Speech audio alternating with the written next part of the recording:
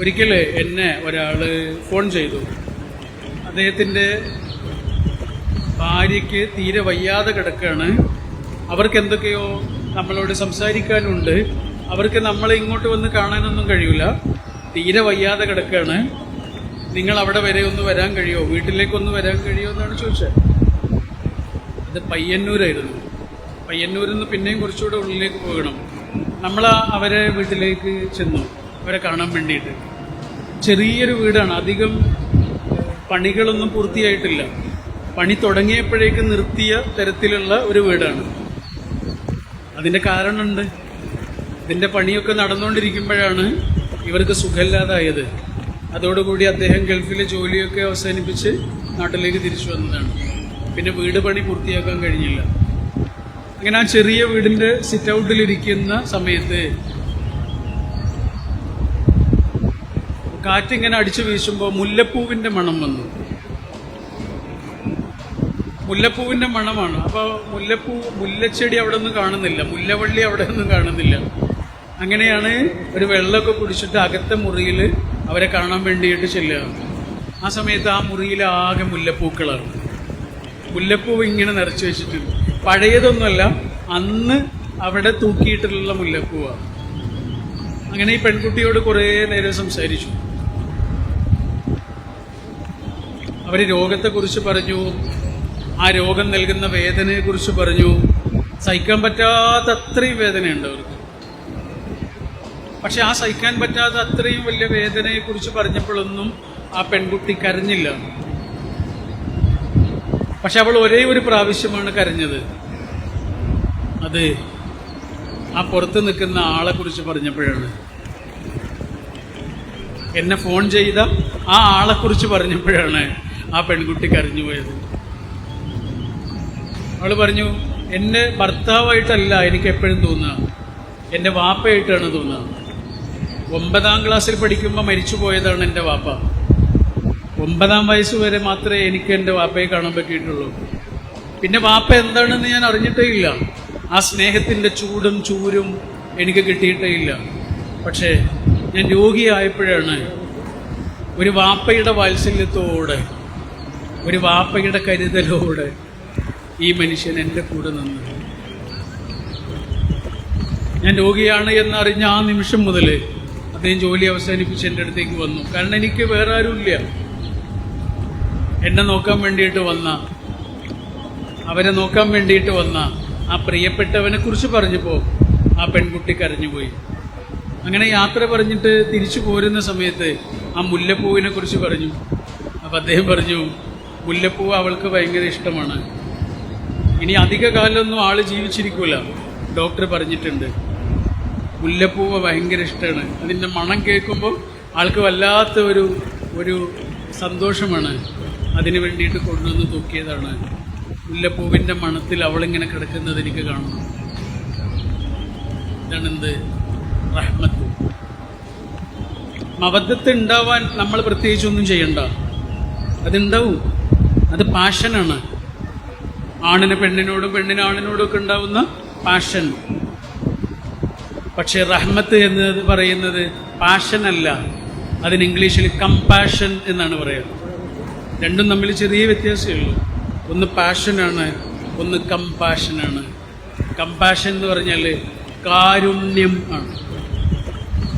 അള്ളാഹുവിനെ കുറിച്ച് ഏറ്റവും കൂടുതൽ പറഞ്ഞിട്ടുള്ളത് അള്ളാഹു കമ്പാഷനേറ്റ് ആണ്, കാരുണ്യമുള്ളവനാണ് എന്നാണ്. എന്താ കാരുണ്യം? ഇതല്ല, ഇതാണ് ആ ഭർത്താവ് ചെയ്തത്. ഇങ്ങനെ ആവാൻ ആരെ കൊണ്ടും പറ്റും? ഇങ്ങനെ ആവാൻ എല്ലാരെ കൊണ്ടും പറ്റില്ല. ഇതായിരുന്നു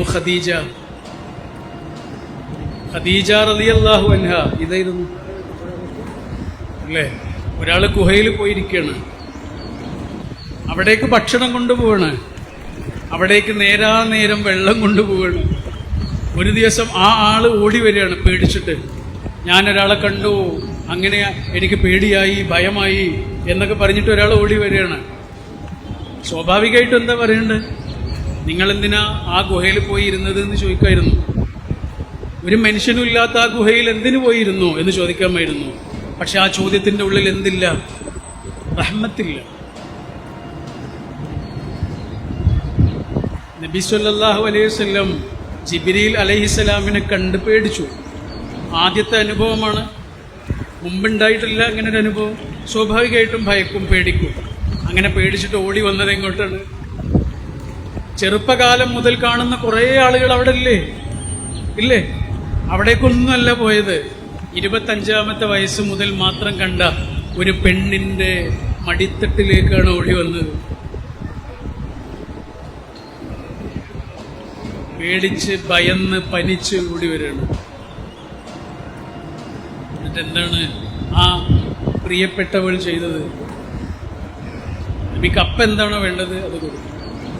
എന്നിട്ട് എന്താണ് അതിൻ്റെ അർത്ഥം എന്നറിയാൻ വളരെ പണ്ഡിതനും ജ്ഞാനിയുമായ ഒരാളുടെ അടുത്തേക്ക് കൊണ്ടുപോയി. എൻ്റെ ഉമ്മ തീരെ വയ്യാതെ സ്ട്രോക്ക് വന്ന് പെരിന്തൽമണ്ണ MES ഹോസ്പിറ്റലിൽ ആയിരുന്നു കിടന്നിരുന്നത്. ആ സമയത്ത് കുറേ ദിവസം ഉമ്മ കിടന്നു. 1 മാസത്തോളം ഉമ്മ ബോധമില്ലാതെ കിടന്നു. അങ്ങനെ ഒരു ദിവസം ഡോക്ടർ ഇറങ്ങി വന്നിട്ട് പറഞ്ഞു, ആർക്കൊക്കെയാണ് കാണേണ്ടത് എന്ന് വെച്ചാൽ എല്ലാവരും കണ്ടോളൂ. അതിൻ്റെ അർത്ഥം മനസ്സിലായല്ലോ. ആരെങ്കിലും കാണാനുണ്ടെങ്കിൽ കണ്ടോളൂ എന്ന് പറഞ്ഞാൽ നമുക്ക് മനസ്സിലായി. അങ്ങനെ എല്ലാവരും കയറിയതിന് ശേഷം അവസാനമാണ് ഞാൻ കയറിയത്. അവസാനം ഉമ്മ ഇങ്ങനെ കിടക്കുന്നുണ്ട്. ഞാൻ ഒറ്റയ്ക്കേ ഉള്ളൂ, ഞാനും ഉമ്മയും മാത്രമേ ഉള്ളൂ. ആ സമയത്ത് എൻ്റെ മനസ്സിൽ ആകെ വന്നത് ചെറുപ്പത്തിൽ ഉമ്മയോട് കാണിച്ച ഒരു അനുസരണക്കേട് മാത്രമാണ്. അതെന്നെ മനസ്സിലേക്ക് വരിക. ഉമ്മയോട് കാണിച്ച ഒരു അനുസരണക്കേട് ഇങ്ങനെ മനസ്സിലേക്ക് വന്നു. അപ്പം ഞാൻ ഉമ്മയുടെ കാലിൻ്റെ അടുത്ത് ഇങ്ങനെ ചെന്നിട്ട് ഇങ്ങനെ തൊട്ടിട്ട് ഉമ്മയോട് പറഞ്ഞു, ഉമ്മ അന്ന് സങ്കടപ്പെടുത്തിയതിന് മാപ്പ്, ഉമ്മയെ വേദനിപ്പിച്ചതിന് മാപ്പ്, എന്നോട് പൊറുക്കണം.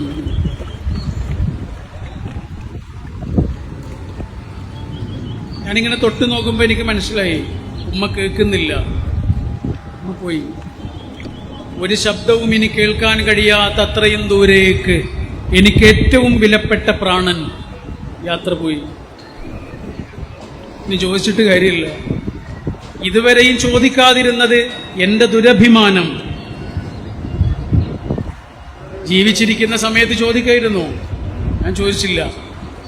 അവസാന നിമിഷത്തിൽ, ആ പ്രാണൻ പോയിക്കഴിഞ്ഞ നിമിഷത്തിൽ ചോദിച്ചിട്ട് കാര്യമില്ല, കേൾക്കൂല.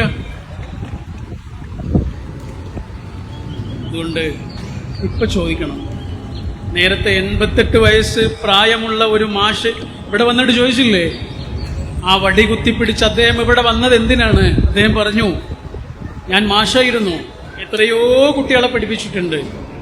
എൻ്റെ വാക്കിലോ എൻ്റെ പ്രവർത്തനത്തിലോ എന്തേലും നിങ്ങളെ വേദനിപ്പിച്ചിട്ടുണ്ടെങ്കിൽ മാപ്പ് ചോദിക്കാൻ വേണ്ടിയാണ് ഞാൻ ഇങ്ങോട്ട് വന്നത് എന്ന് പറഞ്ഞ ആ മനുഷ്യൻ്റെ ആ മനസ്സിനെ കുറിച്ചൊന്ന് ആലോചിച്ചു. ഒറ്റ നിമിഷം കൊണ്ട് പിടഞ്ഞു പോകുന്ന അത്രയും ചെറിയ ഒരായുസ്സും കൊണ്ട് നടക്കുന്ന ആൾക്കാരാണ്.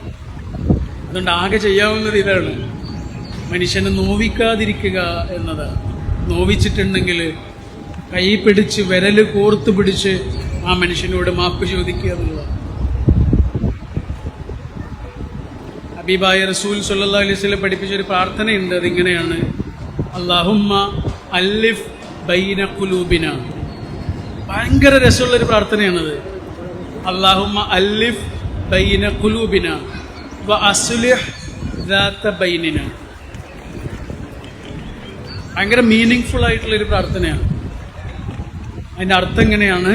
അല്ലാഹുമ്മ, അല്ലാഹുവേ, അല്ലിഫ് ബൈന ഖുലൂബിന, ഞങ്ങളുടെ ഹൃദയങ്ങളെ തമ്മിൽ കൂട്ടിയിണക്കണമേ. രണ്ടാമത്തേതാണ് കുറച്ചുകൂടെ അർത്ഥവത്തായ വരി. അതിങ്ങനെയാണ്, വ അസ്ലിഹ് ദാത ബൈനിന, ഞങ്ങളുടെ ഇടയിലുള്ള ബന്ധം നീ നന്നാക്കണമേ എന്നാണ്. പക്ഷെ അസ്ലിഹ് എന്ന് പറഞ്ഞാൽ എന്താണെന്നറിയോ? കേടുവന്നതിനെ നന്നാക്കണമേ എന്നാണ്. അതിൻ്റെ ആദ്യത്തെ അവസ്ഥയിലേക്ക് കൊണ്ടുപോകണമേ. ഏതെങ്കിലും അർത്ഥത്തിൽ എന്തെങ്കിലും കുഴപ്പങ്ങൾ ഉണ്ടായിട്ടുണ്ടെങ്കിൽ ആ ബന്ധത്തെ കുറച്ചുകൂടെ ഭംഗിയായി പഴയ അവസ്ഥയിലേക്ക് തിരിച്ചു കൊണ്ടുപോകണമേ എന്നാണ് അസ്ലിഹ് എന്ന വാക്കിൻ്റെ അർത്ഥം. ബന്ധങ്ങൾ മനോഹരമാകട്ടെ, കൂടെയുള്ള മനുഷ്യനെ കൂടുതൽ ചേർത്ത് പിടിക്കാൻ നമുക്ക് കഴിയട്ടെ. കുറച്ചുകൂടെ തകർന്നുപോയ മനുഷ്യരെ കൂടുതൽ സ്നേഹിച്ചും പരിഗണിച്ചും മുന്നോട്ട് കൊണ്ടുപോകാൻ നമുക്ക് സാധ്യമാകട്ടെ എന്ന് പ്രാർത്ഥിച്ചുകൊണ്ട് നിങ്ങൾക്ക് എല്ലാവർക്കും നന്മ നേർന്നുകൊണ്ട് ഞാൻ എൻ്റെ വാക്കുകൾ അവസാനിപ്പിക്കുന്നു. അൽഹംദുലില്ലാഹ്. അസ്സലാമു അലൈക്കും.